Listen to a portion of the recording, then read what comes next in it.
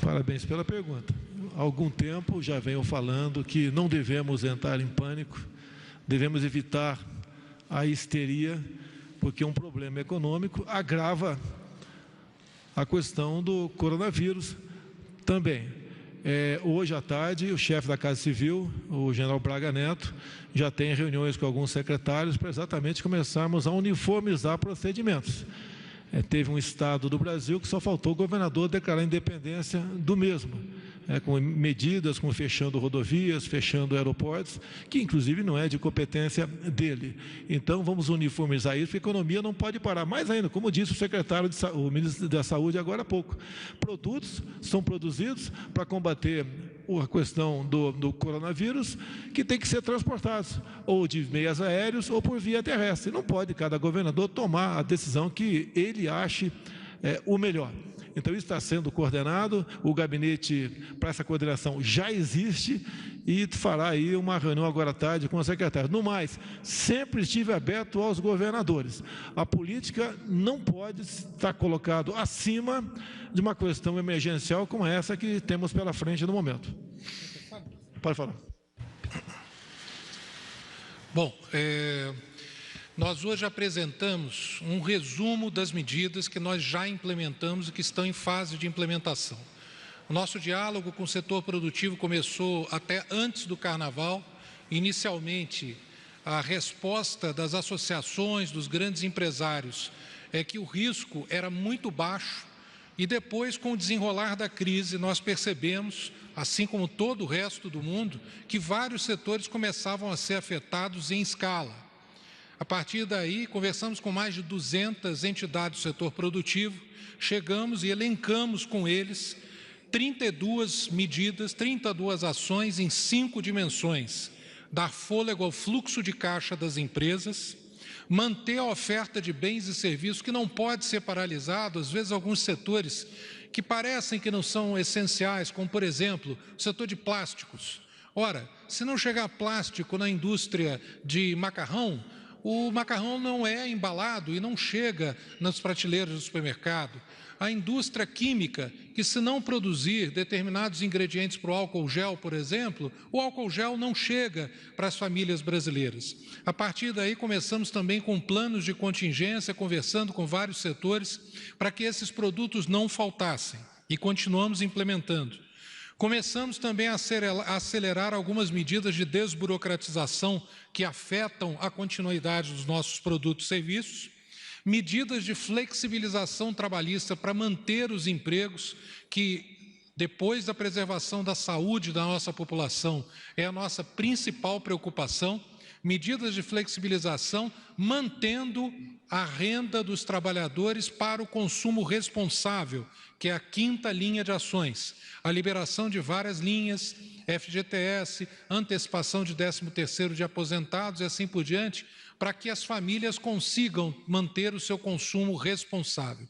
Essas 5 linhas, 29 das medidas já estão em fase adiantada de implementação ou já foram implementadas, mas isso é algo vivo.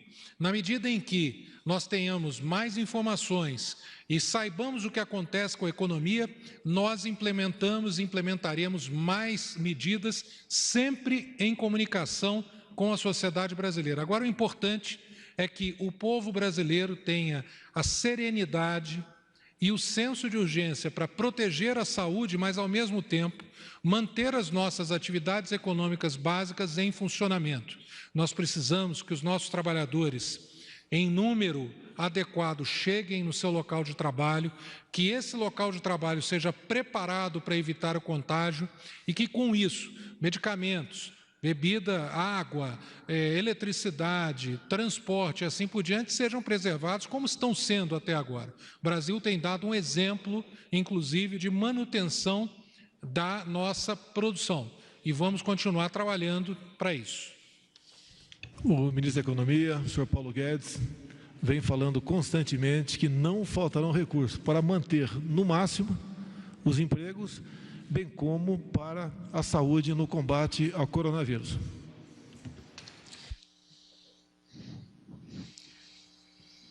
Próxima pergunta, Pedro Vilela, Agência Brasil.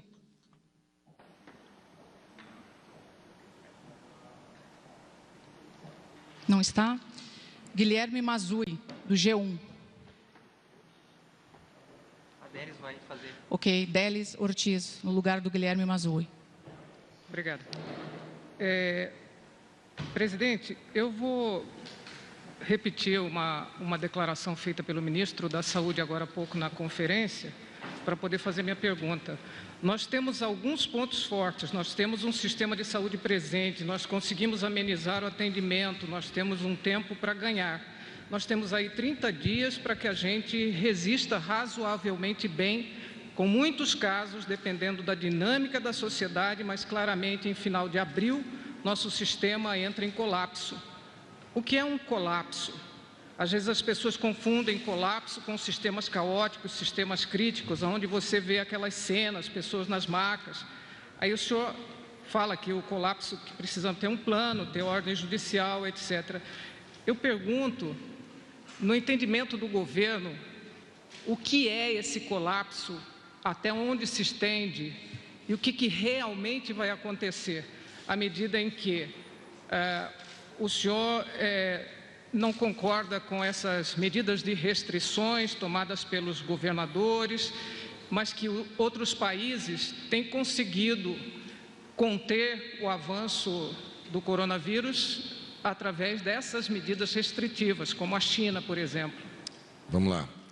Primeiro eu estava explicando para eles o que é colapso. Tem gente que não sabe, usa a palavra colapso. Teve gente que falou para mim, mas o SUS não é sempre um colapso?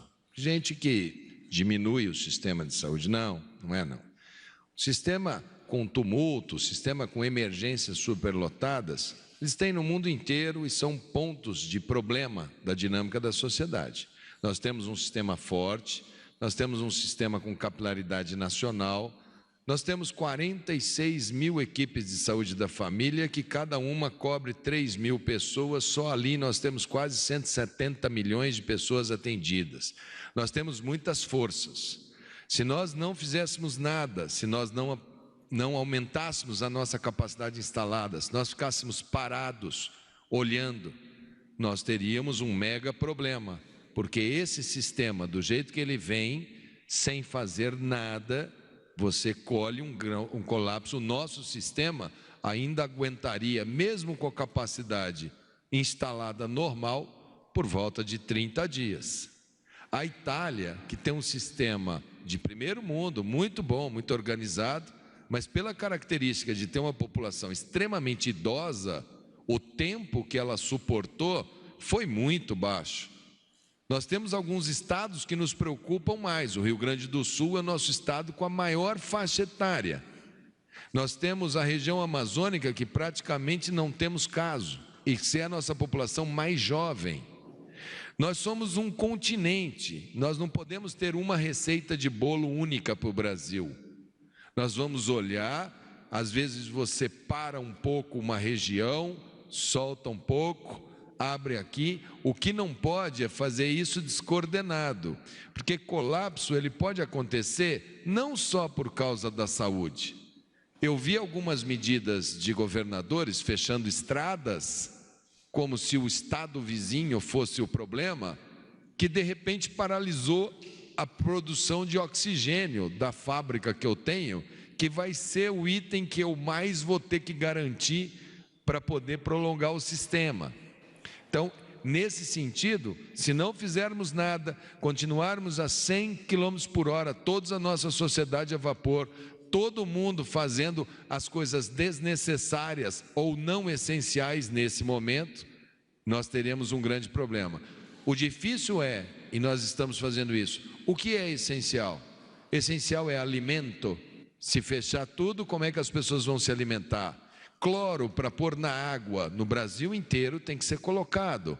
Como fazer a movimentação dos medicamentos?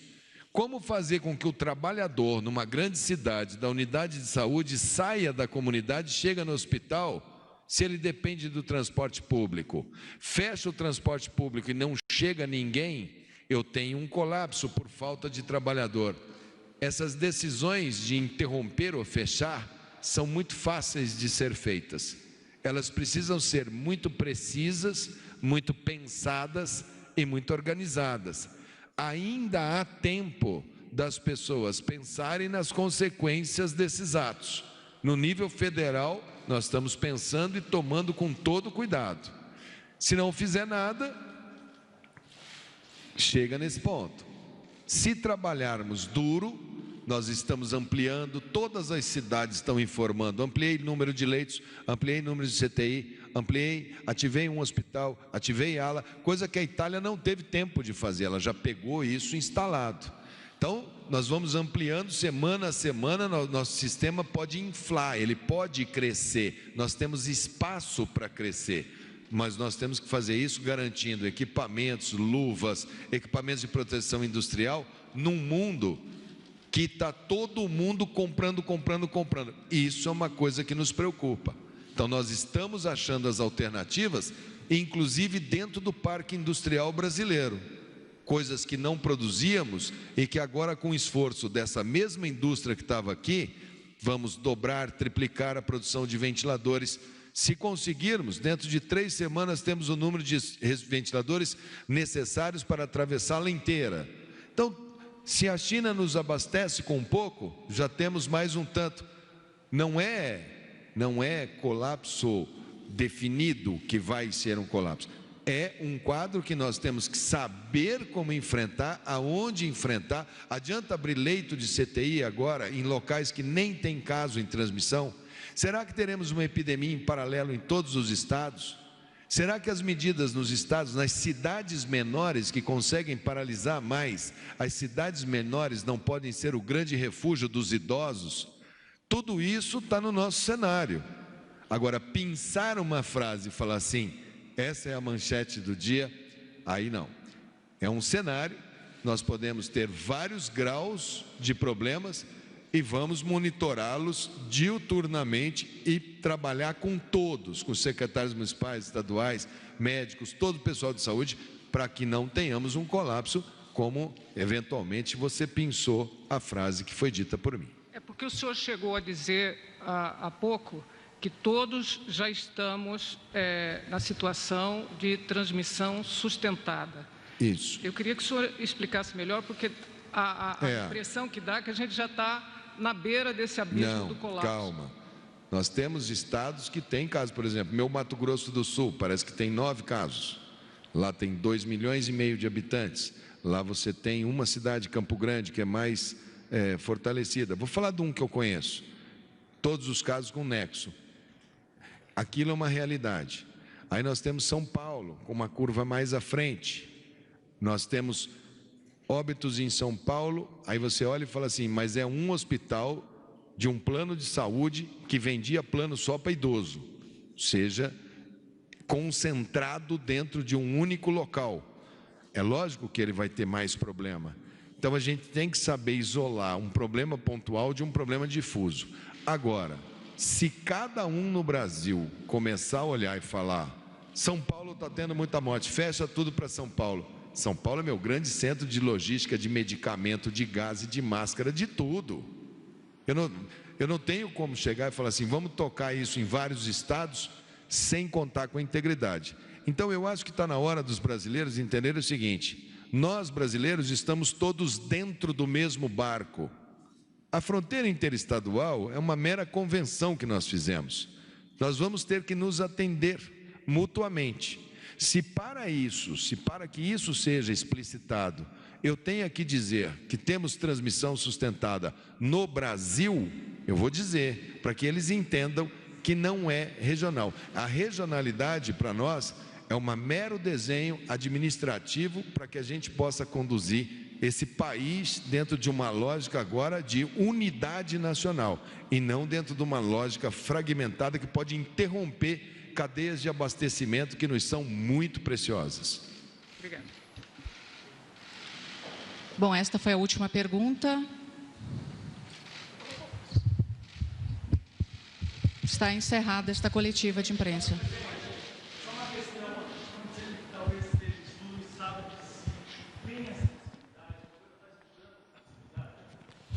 Ainda não está no nosso radar isso não, tá? Até porque isso é para decretar é relativamente fácil, vamos assim dizer, uma medida legislativa para o Congresso, mas seria o extremo, isso aí acredito que não seja necessário, bem como o estágio de defesa.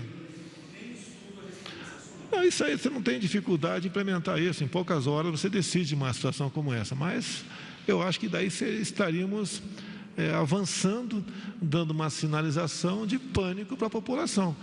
Nós queremos sinalizar a verdade para a população. Eu acho que isso, desculpa, obrigado pela pergunta, mas por enquanto é descartado até estudar essa circunstância. Presidente, eu posso só complementar uma questão? Eu acho que esse final de semana, esse sábado e esse domingo, vai ser um grande teste de maturidade da população, um grande teste de entendimento das mensagens. O final de semana cheio de praia, como a gente viu outro dia, e vamos ver esse final de semana. Eu acho que as pessoas estão gradativamente, as pessoas estão entendendo e as pessoas estão colaborando. Vamos ver se essa colaboração se cristaliza bem e vamos com muita calma, muita calma. Não há nada que a gente não consiga identificar, saber o momento certo, orientar, tirar os mais exaltados. Nós temos planejamentos de cenários para cada situação. No momento estamos no caminho certo, teremos sim estresse no sistema, teremos, serão dias duros, sim, mas nós temos que estar, brasileiros todos juntos, e vamos ver como é que vai ser o comportamento dessa sociedade nesse final de semana. A última pergunta. Presidente, boa tarde. Felipe Frazão, do Jornal Estadão. Há uma grande preocupação com relação ao estado de saúde do senhor.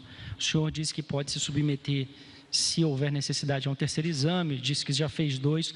A pergunta é, por que o senhor, em nome da transparência, não divulga o resultado dos exames do senhor? O senhor poderia fazer isso? Eu sou uma pessoa especial pela função que eu ocupo, obviamente, tá? Mas fiz 2 exames, minha família fez também e deu negativo. Se o médico da presidência, ou até o ministro da Saúde, a qual eu sou subordinado para essa questão, achar que eu devo fazer um novo, sem problema nenhum. Várias pessoas do meu lado foram dado positivo. Tá certo? Obrigado pela sua preocupação, é só que você tem amor e carinho por mim. Fico muito feliz aí. Por isso que eu gostaria de perguntar se o senhor vai divulgar o resultado. Olha, os exames do paciente são do paciente. O seu exame, o seu prontuário, os exames que você faz são da sua intimidade. A gente não faz divulgação do exame, nem seu, nem meu, nem de ninguém.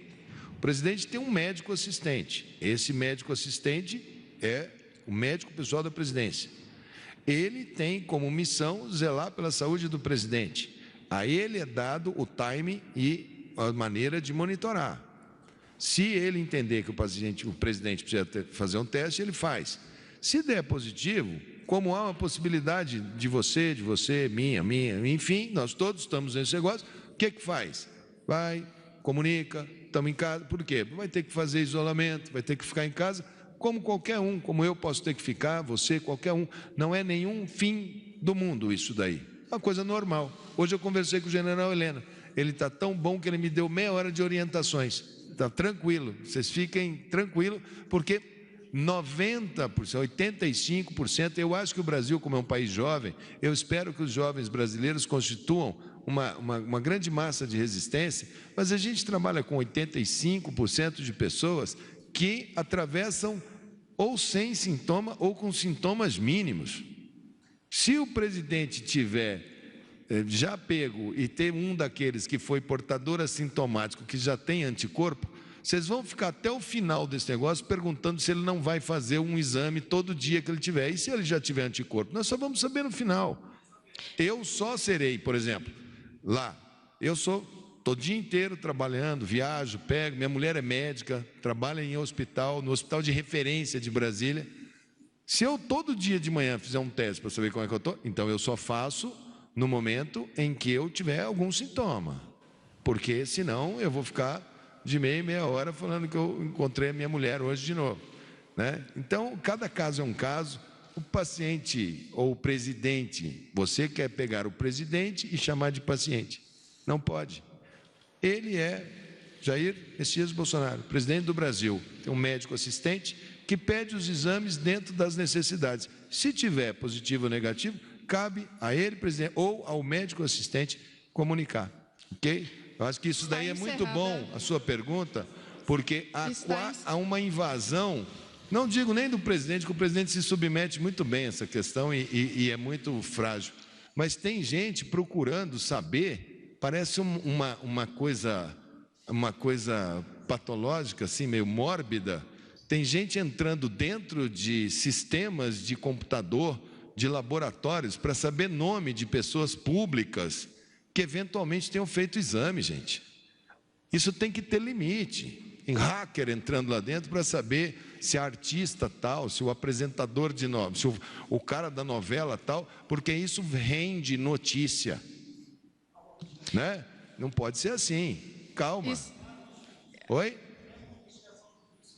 Não, isso a gente tem informação, porque como os sistemas estão tendo muito acesso, para a página do Ministério da Saúde entra lá, a página da vigilância, eles querem saber tanto, a curiosidade é tanta, que uma página que é calculada para ter, sei lá, 100 mil acessos, ontem teve 37 milhões. A gente teve que jogar o sistema para a nuvem, porque não tem nem servidor para isso. Então, calma pela notícia. As notícias vão acontecendo gradativamente. Isso chegará a um ponto, não. O fulano teve uma gripe. Ok, era coronavírus? Era, não era. E 85%, ou seja, de cada 100, 85 pessoas, ou não vão ter nada, ou terão um sintoma muito leve e atravessarão. Agora não, a gente fica com essa coisa. Então, calma, com contagem individual e principalmente contagem de quem é a pessoa pública do dia. Está encerrada essa coletiva.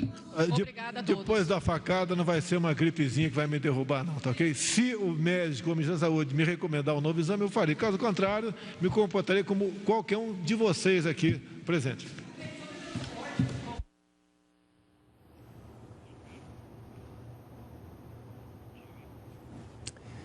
Tá aí, portanto, você acompanhou ao vivo a entrevista coletiva no Palácio do Planalto. O presidente Jair Bolsonaro, junto com autoridades do governo federal, informou sobre as ações de enfrentamento ao coronavírus no país. Nós voltamos agora à programação da TV Brasil. Continue bem informado também pelas nossas redes sociais.